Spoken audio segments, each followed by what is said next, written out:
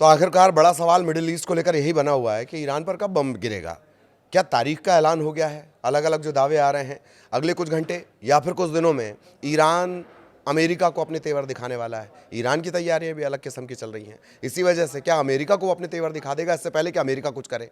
आखिर किसके हवाले से यूएस के हमले की बात कही जा रही है और 26 तारीख को खुलने वाला ये खतरे का दरवाज़ा है क्या? इसे भी डिकोड करने की कोशिश करेंगे। नमस्कार, मैं ललित प्रजापति। सबसे पहले ट्रंप का ताज़ा बयान आपको बता देते हैं, इसके बाद ईरान की तरफ से क्या कुछ कहा गया वो भी आपको जानना चाहिए। अमेरिकी राष्ट्रपति डोनाल्ड ट्रंप ने कहा है कि अमेरिका ईरान पर करीब से नज़र रखे हुए है और वो ये भी जोड़ रहे हैं कि एक बहुत बड़ी अमेरिकी सेना ईरान की तरफ बढ़ रही है। एक बहुत बड़ी अमेरिकी सेना ईरान की तरफ बढ़ रही है। एयरफोर्स वन, ये क्या है? ये अमेरिका के राष्ट्रपति का विमान है, इसे एयरफोर्स वन कहते हैं। उड़ता हुआ व्हाइट हाउस भी कुछ लोग इसे कोट करते हैं। खैर, तो एयरफोर्स वन में पत्रकारों से बात कर रहे थे, उस दौरान डोनाल्ड ट्रंप ने कहा एक बड़ी सेना ईरान की तरफ बढ़ रही है, लेकिन फिलहाल कुछ होता हुआ नहीं दिख रहा है, लेकिन हम उन पर बहुत करीब से नज़र रखे हुए हैं। ट्रंप ये दावा भी कर रहे हैं कि उन्होंने ईरान में 837 लोगों की फांसी की सज़ा को रोका है, इनमें से ज़्यादातर युवा हैं। ट्रंप कह रहे हैं कि मैंने कहा था कि अगर उन लोगों को फांसी देते हैं तो आपके खिलाफ अब तक की सबसे बड़ी कार्रवाई होगी। आपके परमाणु कार्यक्रम पर हमने जो किया था वो इस कार्रवाई के आगे बहुत छोटा लगेगा। क्या किया गया था उनके परमाणु कार्यक्रम पे? नतांज और ये ऐसे 3 साइट थीं। जून में जब इजराइल के साथ तनाव बढ़ा तब अमेरिका ने वहाँ पर स्ट्राइक की थी, बॉम्बिंग की थी। तो अब वो ये कह रहे हैं कि वो कार्रवाई बहुत छोटी थी, अब जो करेंगे बहुत ही ज़्यादा बड़ा होगा। और उन्होंने सच में ये भी कहा है कि उन्होंने इसे रद्द नहीं किया, बल्कि टाला नहीं है, इसे रद्द कर दिया गया, फांसी रद्द कर दी गई, ये ईरान की तरफ से कहा गया है। तो ये एक अच्छा संकेत था, ऐसा ट्रंप कह रहे हैं। ट्रंप ने ये भी कहा कि हमारा एक बहुत बड़ा बेड़ा उस दिशा में बढ़ रहा है, शायद हमें उसका इस्तेमाल ना करना पड़े। देखते हैं, ये उनका बयान है जो एज इट इज़ हमने कोट किया है। आपको बता दें कि ईरान में बढ़ती महंगाई और ख़राब अर्थव्यवस्था को लेकर सरकार विरोधी प्रदर्शन के दौरान हज़ारों प्रदर्शनकारी मारे गए हैं। अलग अलग इसके आंकड़े हैं।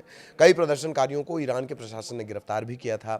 पिछले हफ्ते कई रिपोर्ट्स में दावा किया गया कि इन प्रदर्शनकारियों को ईरान फांसी की सज़ा देने जा रहा है। ईरान का जो तरीका है शासन करने का, खामेनेई का, वो जिस तरह का है उसके लिहाज से लोगों को ये लगा कि यहाँ फांसी की सज़ा हो जाएगी। बाद में अमेरिकी राष्ट्रपति ट्रंप ने दावा किया कि उन्होंने ईरान के प्रदर्शनकारियों को दी जाने वाली फांसी की सज़ा को रोक दिया है। अब ईरान के बारे में हमने लगातार आपको बताया किस तरह से उसके बयान सामने आ रहे हैं।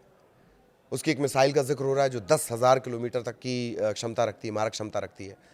अगर वाकई उसने वो ICBM मिसाइल, IBMC मिसाइल, इस तरह का कुछ नाम है, अगर वाकई inter continental ballistic missile already उसके पास है, फतेह 1 है, फतेह 2 है, उस सीरीज़ की और मिसाइलें हैं, वो वैसे ही घातक हैं, पर उनकी रेंज 10,000 किलोमीटर नहीं है। अब दावा ये किया जा रहा है कि उसने 10,000 किलोमीटर की एक सुपरसोनिक रफ्तार से चलने वाली मिसाइल डेवलप कर ली है। अगर ऐसा होता है तो अमेरिका भी एक तरह से उसकी जद में होगा। हालांकि इससे पहले ईरान ने यह कहा है कि वो जितने भी बेस हैं, अमेरिकन बेस हैं, ईरान के इर्द गिर्द चारों तरफ अगर आप देखेंगे, तुर्की में देख लीजिए, कतर में देख लीजिए, हर जगह अमेरिका का नेवल बेस, एयर बेस, इस तरीके के मिलिट्री बेस बने हुए हैं। उसकी हम आगे बात करने वाले हैं। तो इस तरह ट्रंप को क्रिमिनल तक बता दिया गया है। और फिर खबर ये भी आई थी कि तेहरान जैसे जो बड़े शहर हैं वहाँ मिसाइलों के ज़ख़ीरे निकल के नज़र आए हैं, स्टोर रूम से ज़ख़ीरे निकाल दिए गए हैं और एक तरह से शक्ति प्रदर्शन के ज़रिए इन मिसाइलों को इजराइल के मोर्चे पर भेजे जाने की खबरें आई हैं। साथ ही उस मोर्चे पर जहां जिस तरह ईरान ने दावा किया था कि हम जो अमेरिकी बेस हैं उन पर हमला कर सकते हैं, कतर में एक बार वो दिखा भी चुका है। तो इस तरह से उन मोर्चों पर उन मिसाइलों की तैनाती की खबर आई। खामेनेई के बंकर में अंडरग्राउंड होने की बात भी सामने आई। यानी ईरान की तरफ से लगातार आक्रामक एक्शन देखने को मिल रहा है। अब 2 दिन पहले की एक और खबर जान लीजिए। मिडिल ईस्ट में बढ़ते तनाव के बीच पूर्व अमेरिकी सेना अधिकारी हैं और विदेश नीति के विशेषज्ञ हैं डैनियल एल डेविस। उन्होंने एक सनसनीखेज दावा कर दिया। उन्होंने कहा कि इस महीने की 26 तारीख के आसपास ईरान पर अमेरिका और इजराइल के संयुक्त सैन्य हमले का खतरे का द्वार खुल सकता है। खतरे का द्वार खुल सकता है, डेविस ने कहा है एक न्यूज़ एजेंसी से बात करते हुए। हालिया अमेरिकी नौसैनिक तैनाती, ईरान में जारी विरोध प्रदर्शन और पेंटागन के अंदरूनी घटनाक्रमों का हवाला देते हुए वो ये दावा कर रहे हैं कि सैन्य कार्रवाई की संभावना तेजी से बढ़ रही है। ट्रंप प्रशासन के तहत ये अवसर न केवल क्षेत्रीय युद्ध को भड़का सकता है। ट्रंप प्रशासन क्यों कोट कर रहे हैं? क्योंकि ट्रंप का तरीका ऐसा है। तो ना सिर्फ ये युद्ध के खतरे को बढ़ाएगा, संभावना को बढ़ाएगा, बल्कि पूरे मिडिल ईस्ट को अस्थिरता की आग में झोंक सकता है। पूर्व अमेरिकी सेना अधिकारी ये तक कह रहे हैं कि ईरान के खिलाफ संभावित अमेरिकी इजराइल सैन्य हमलों के लिए खतरे की खिड़की, खतरे का द्वार इस महीने की 26 तारीख के आसपास खुल सकता है। आगे हम बताएंगे, एक बड़ी तैनाती भी हुई है लिंकन की, उस पर एक वीडियो आप देख सकते हैं, हमारे सहयोगियों ने वो वीडियो बनाया है विस्तार से। तो ये खतरे की खिड़की है क्या, खतरे का द्वार है क्या?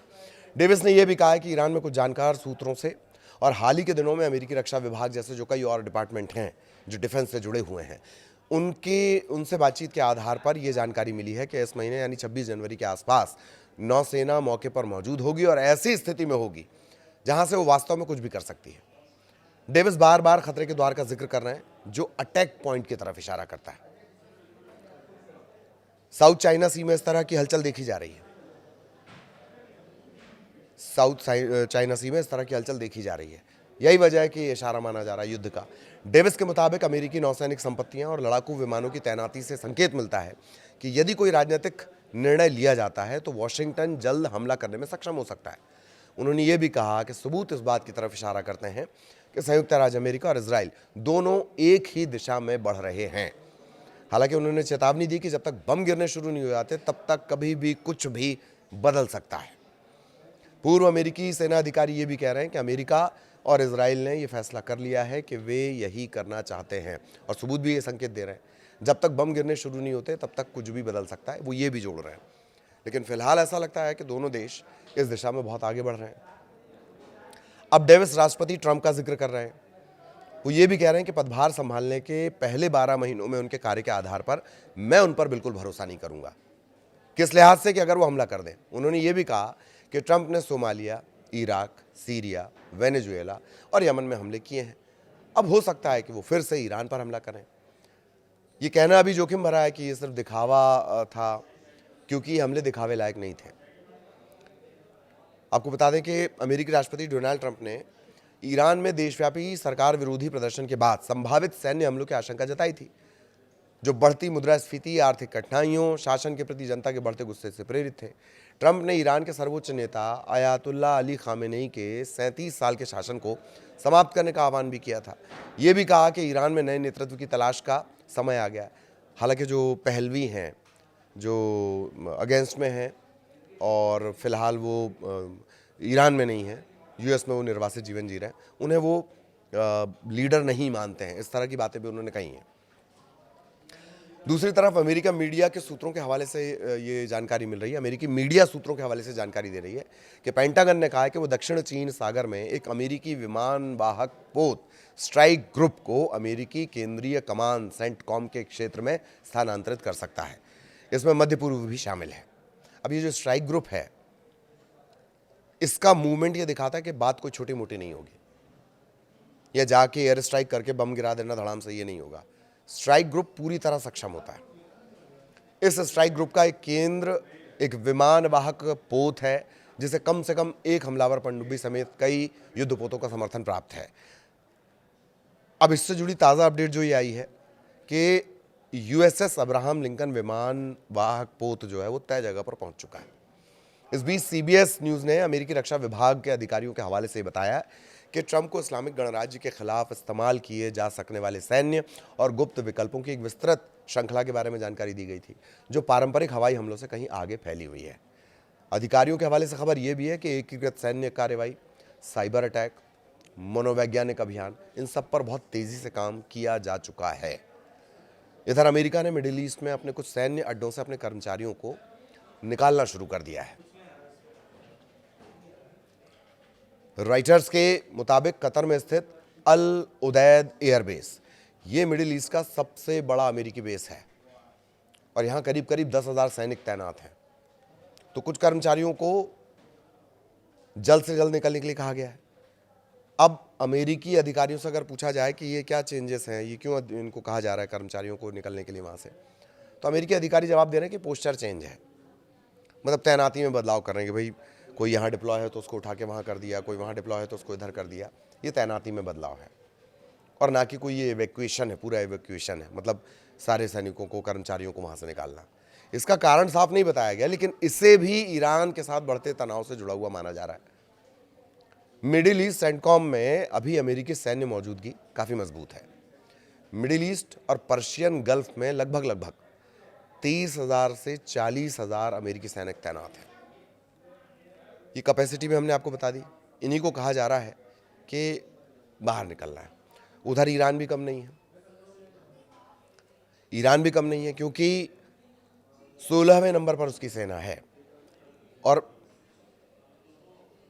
शासन के अंदर निपटने की जो उसकी क्षमता है वो बहुत ज़बरदस्त है ईरान की। और उसने ये भी बता दिया है ईरान ने पिछली बार कि वो अपनी मिसाइलों से ताबड़तोड़ हमला और ताबड़तोड़ नुकसान पहुंचा सकता है। ये ईरान ने साफ कर दिया था पिछली बार। उसने ड्रोन हमलों के जरिए इतना नुकसान पहुंचा दिया, और दिखावे के लिए अमेरिकी एयरबेस तक उसने अटैक किया। मिसाइलें वहां से निकलना शुरू हो चुकी हैं। तो यही वजह है कि इस तनाव को आर या पार जैसे मोड से जोड़कर देखा जा रहा है, और बयान लगातार तीखे होते जा रहे हैं। तो आगे जो भी मिडिल ईस्ट का अपडेट रहेगा वो इसी तरह हम आप तक पहुंचाते रहेंगे। फिलहाल नमस्कार।